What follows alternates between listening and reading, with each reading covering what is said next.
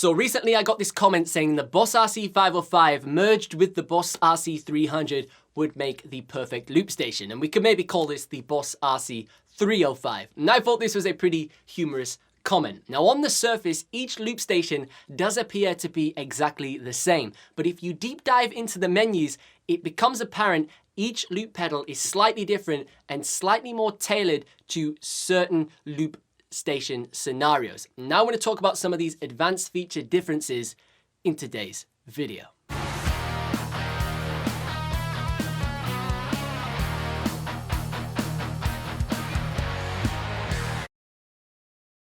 Hey, what's up? Hope you're having a fantastic day and welcome back to another video. Now today I want to talk about the differences between the advanced features on the Boss RC-505 versus the Boss RC-300. Now almost a year ago I did a video where I just compared the Boss RC-505 to the Boss RC-300 in general. You can check that out over here. It is in fact my first ever YouTube video. But since then I've learned a ton more about the Boss RC-505 compared to the RC-300. In fact, I've done two full ultimate guides on the two products, going through literally every single setting. If you want to check those out, use those links in the video description down below. But with that knowledge, I now want to compare the two pedals against one another so you can clearly understand the distinct differences between each loop station. Now let's first kick things off with the Boss RC-300. Now I've had the RC-300 for probably like 6 years at this point. I got it way back in like 2013, 14, something like that. Now I've used this extensively in a variety of different situations, but only recently have I really deep dived into the more advanced features inside of both the system settings and the memory settings. Now one of the major differences that I've actually seen overall on the Boss RC-300 is the feature of auto record. Now the Boss RC-300 is the only loop pedal compared to the Boss RC-505 that has auto record. So this basically means we can trigger auto record, and then whenever we play a chord on our guitar, that will then automatically trigger the recording process on the loop station. There's no way, from what I understand, on the Boss RC-505 to actually set this up. Now I think you can do it with like a little bit of a workaround on the tracks and stuff, but there's no native setting inside of the settings menu to just simply turn on auto record, which was actually quite a surprise when I discovered this.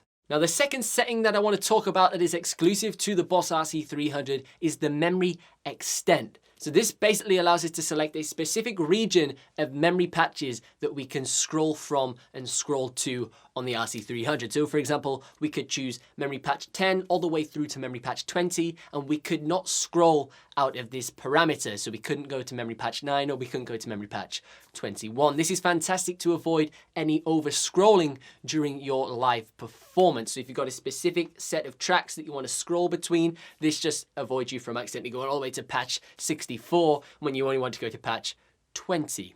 Now on the Boss RC-505, we do not have this specific setting of memory extent to select that certain region of memory patches. However, we do have user sets, which the Boss RC-300 does not have.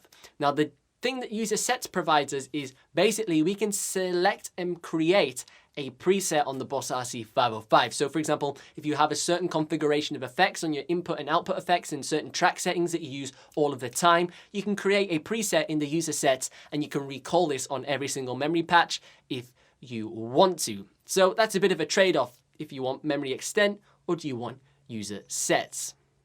Now something I discussed in a recent video, which was the 3 things the Boss RC-300 has that the Boss RC-505 doesn't, I mentioned that I was a huge fan of the fact the fade times were slightly different on the Boss RC-300. So both the RC-505 and the RC-300 have the fade out option. So this basically means we can select a certain duration and the loop track will just gradually fade out to a nice stop. Now on the RC-505, we're quite restricted and limited to a certain amount of time for that fade out. So for example, we can only have either 1 measure or 2 measure fade out time, which is a pretty extensive period. 1 measure is pretty long and 2 measures is also pretty long. But where the Boss RC-300 just tops the RC-505 is the fact it allows you to select a single figure fade out time. So instead of working in measures, it works in time. So we can go all the way from 0 through to 100 for a specific time duration for the fade out, which is amazing because it means we can create super short fade outs. So it means when we stop our loops, instead of it being really abrupt and just stopping, we can stop our loop with a 4 times fade out, 5 times fade out, and it'll just be really subtle, which is amazing, especially when you're playing loud for your loops coming to a seamless standstill. Now, a super advanced feature on the Boss RC-300 is the option to run sub out. Now, there's a bit of a pro and a bit of a con of the sub out option on the RC-300. Now, let's talk about some of the pros to begin with. Now, obviously, the major pro is the fact that it allows us to specifically route the outputs of our loop track. So, for example, because we have 2 alternative outs, we've got the main out and the sub outs. This basically means we can route our instrument audio, whether that be our guitar or our vocals, out of the main out, and then we can separate that with our loop track audio. So whatever we loop on track 1, 2, and 3, we can route that to the sub output. So what this basically means is we can give our mix engineer 2 different line outs, one for our instruments and one for our loop tracks playback audio. So then this gives them full control on the front of house stage to mix the levels. Absolutely fantastic feature. Now, where the sub outs causes a huge con on the loop pedal is for setting up headphones. Now, if you want to loop to a metronome, things like that, or you just want to wear headphones so you have your own individual mix of the performance, unfortunately, on the RC-300, the headphones out is linked to the master out. So whatever you're outputting through the main out to the main speakers, that is going to be exactly the same as what's going to your headphones. So this means if you want to run to a click track or a metronome, for example, you have to route that out of the sub out and then route the sub out to like a mixer to then route that to a pair of headphones in order to separate the click track from the master out to just have an individual headphone mix. Super convoluted and super complicated. And this is where the RC-505 is much better for looping to a click track because we can separate the headphone out from the main out really easily.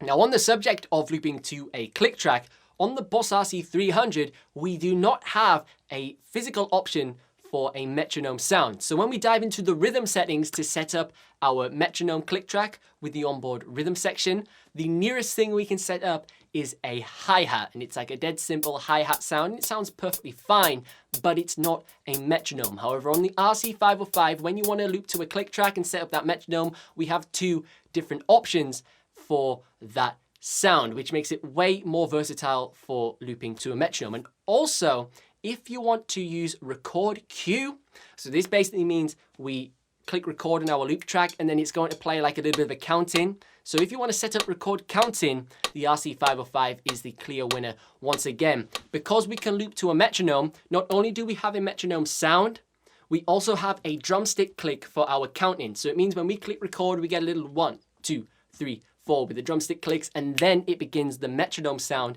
and it starts recording. There's a clear distinction between the cue count-in and the recording of the loop pedal for your in-ear monitors. However, on the RC-300, obviously we don't have a metronome, we only have a hi-hat sound. And then if we want to record count, there's no drumstick click. There's literally just a 1, 2, 3, 4 of the hi-hat sound, and then it starts recording. So it plays the exact same sound for the counting as it plays for the recording duration of the loop. So this can be really confusing if you're not actually looking at the loop pedal because there's no audio distinction between the counting and the recording. Very, very irritating. So what I want to do now is I want to quick fire a few exclusive features on the Boss RC-505. And the first one is the loop light indicators. Now, obviously the Boss RC-505 has these huge buttons that light up red, green, orange, depending on what function we are initiating on the pedal. And this is an incredible visual indicator. But what we can do is inside of the setting menus, we can actually customize these loop light indicators to basically operate in a slightly different way depending on how we prefer to interpret the information of the LEDs on the loop pedal. This is especially useful for a variety of different live looping performance styles, whether you're a beatboxer, a guitar looper, whatever you perform with, you can basically pick an LED setup that displays the information in the best way possible for that setup. I really do think the Boss RC-300 record lights and loop light are very, very poor in comparison because they're just a dead simple red and green LED. Now, one feature that is only found on the Boss RC-505 is the noise threshold. Now, this basically allows us to set up a noise gate. So if there's any white noise coming into your loop pedal, a bit of hiss from your guitar pickups, anything of that nature, you can turn up the threshold to remove this from your loops. This is very, very useful. Now, this is not available on the RC-300. I don't know whether this is because on the RC-300, I've never really had an issue with white noise, whereas a lot of people do talk about having an issue on the RC-505. So maybe it's actually down to the quality of the preamps found in each loop pedal, which is why that has to be there as a feature on the RC-505. It's interesting to sort of discuss and debate that topic.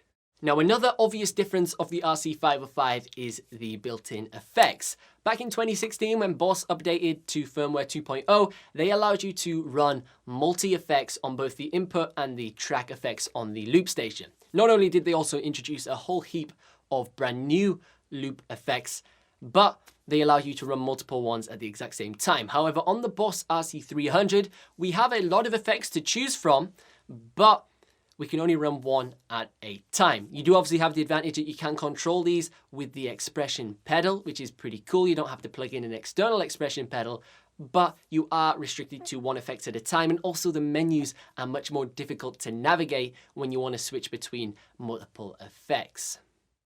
Now, on the topic of foot controllers, I just mentioned that the Boss RC-300 does have an expression pedal built into the loop station. Now, this is a huge advantage of this loop pedal because you can customize the functionality of this expression pedal to control your effects, control the track volumes, whatever you require. You can usually switch that out inside of the custom assign controls inside of the menu.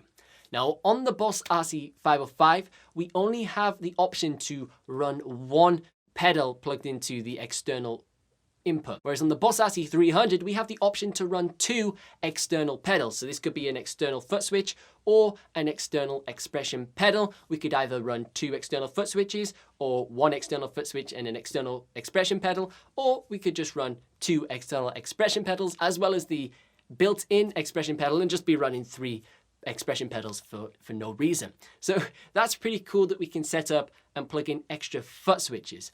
Now, I really do wish that the Boss RC-300 allowed you to set up more controller assigns. Now, on the Boss RC-505, we can set up 16 controller assigns. So this basically means we can plug in a MIDI foot controller and set up 16 different foot switch commands on that foot controller. And we can do stuff like track record, overdub, play, stop. Basically, every single button on the Boss RC-505, we can map that to a foot switch. Now, unfortunately, on the Boss RC-300, we can only set up 8 custom controller assigns. Now, you may think that's a bit of a waste because obviously we can plug in 2 external foot switches and then we're restricted on how many assign console switches we can actually set up. Yes, I would agree. It seems like it doesn't make much sense. And also, we are very restricted on the types of commands we can map on the RC-300. So we can't actually map a track record command, which I find very bizarre. Boss RC-505, we can set up a track record command for 1, 2, 3, 4, and 5, whereas on the RC-300, we can only sort of map play stop style commands to the tracks, which is a little bit of a shame, especially the fact we can set up more foot switches than the RC-505. You would think we would have equal controller assigns, but for some reason we don't. Now, if you are hoping to use a MIDI controller with your RC-300, well, there's good news. You can also do that just like you can on the RC-505. And don't forget, if you want to learn how to set up these MIDI controllers and these external controller assigned switches, then be sure to check out those guides using the link in the description down below for both the RC-300 and the RC-505. Now, when it comes to the MIDI integration on the two pedals, one would assume, once again, they're pretty similar, but there is a huge difference between the functionality of the two loop pedals. Now, on the Boss RC-300, the visual and obvious difference is the fact we have a MIDI through option on the looper pedal. So we have a MIDI in, MIDI out, and also a MIDI through. Now this just basically allows us, and it makes it a lot easier for connecting multiple MIDI devices together. And on the Boss RC-505, we're quite restricted because we only have a MIDI in and a MIDI out. So this means you have to run splitter cables and all sorts of nightmare things if you want to try and connect this in a chain of MIDI devices and it's not the master unit. Now, a huge difference inside of the loop pedals is how the MIDI functionality actually works. Now, both pedals allow you to send MIDI CC data, so you can set up external FUC switches, stuff like that to control the loop station. That's perfectly fine. But where it's different is the Boss RC-505 can send and receive MIDI clock data. So this is tempo information, for example. However, the Boss RC-300 can only send clock data. Now, I did a tutorial way back in the day when I was a beginner on YouTube. You can check that out over here. And I showed you a workaround to actually send clock data to the Boss RC-300. And this was by creating like a tap tempo style setting inside of the menu. Pretty cool workaround. And it does kind of work if it's essential to send clock data to your Boss RC-300. But it's just something to bear in mind. Definitely the Boss RC-505 is the winner for advanced MIDI compatibility.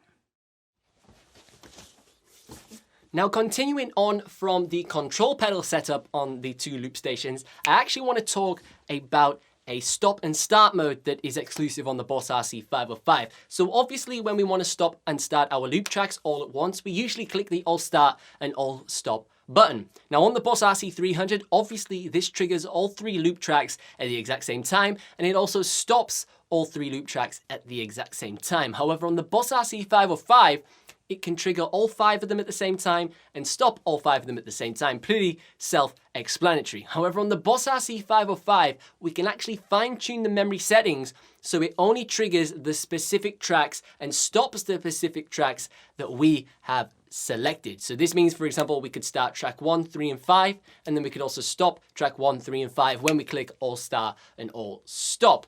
This is a fantastic feature because usually with the 5-track loop pedal, you don't necessarily want all 5 tracks to start at the exact same time because you've usually got a lot of different sections, verse, choruses, bridges, and you don't want them to all be triggered at once because it's just going to sound very messy. Now, I really wish that the Boss RC-300 offered this option because even though there's 3 tracks and they're a lot easier to manage, you know, you can quickly stop one of the tracks if you only want 2 of them to play, or you can stop 2 if you only want 1 of them to play, for example. But I just wish I could fine tune it just to seamlessly streamline my performance process so I just have to do less tap dancing. So I can have track 2 and 1 play, or track 2 and 3 play, 1 and 3 play on the initiate of the all start and all stop, just to really simplify the process.